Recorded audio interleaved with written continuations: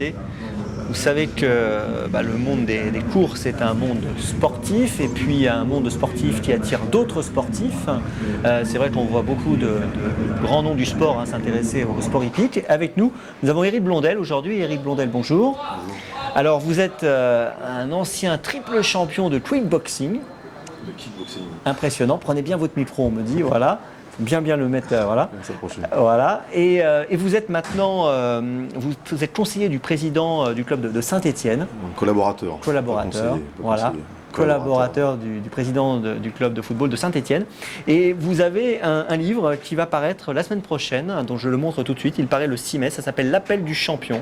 Alors on va parler de ce livre dans quelques instants, mais avant d'évoquer votre livre, je voulais quand même vous demander, vous qui côtoyez des sportifs dans tous les domaines, quel est votre regard sur les jockeys? Les jockeys, j'ai un regard admiratif envers les jockeys.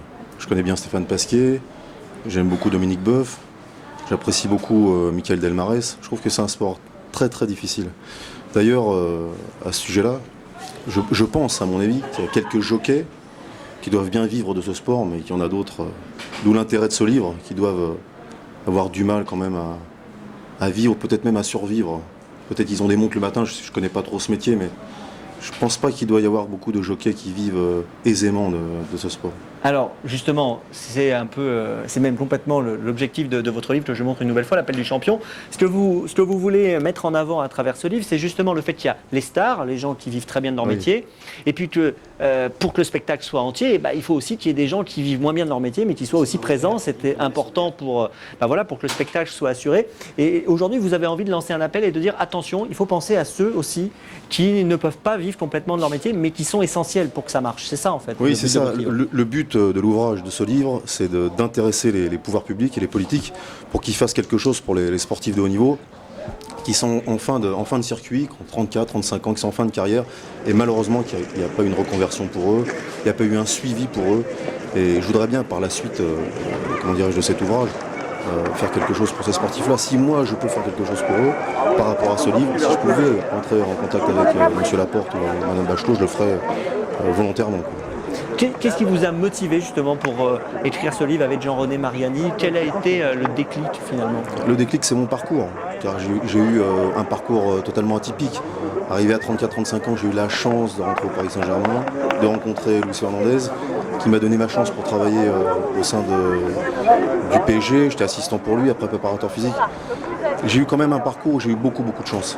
Je ne pense pas que ce soit le cas de beaucoup de sportifs de haut niveau. Donc c'est ça un petit peu qui m'a ouvert un peu les yeux. Et c'est vrai que je connais beaucoup de boxeurs, beaucoup de footballeurs. J'ai travaillé à la SK dans National. Je peux vous assurer que tout le monde dit que les joueurs de football gagnent beaucoup d'argent, c'est vrai. Mais en National, en CFA, ils ne gagnent pas énormément d'argent. C'est très faible.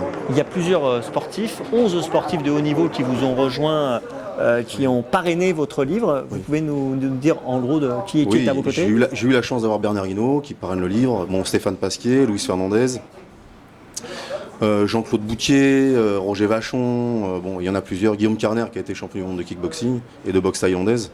Donc ils me suivent dans ce projet. J'espère par la suite qu'on va réussir à développer ça.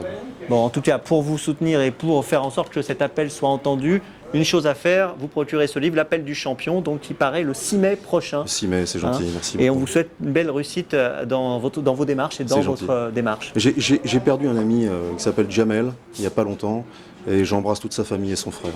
Voilà. Le message est passé. C'est gentil, merci beaucoup. Ça veut dire que le but de ce livre, c'est que c'est vrai que les sportifs arrêtent très très jeunes finalement. Et on a toujours les mêmes, les stars devant de la scène, mais il faut dire que ça ne se fait pas qu'avec une star. Quand vous prenez une équipe de football, ils sont 11, plus ceux qui sont sur le banc. Quand vous prenez même au basket, à n'importe quel niveau, il y en a toujours qui sont en deuxième plan, on va dire, mais ils arrêtent la carrière pareil, très jeunes. Et donc c'est ce qu'on connaît moins en fait, qui ont moins de reconversion à la sortie.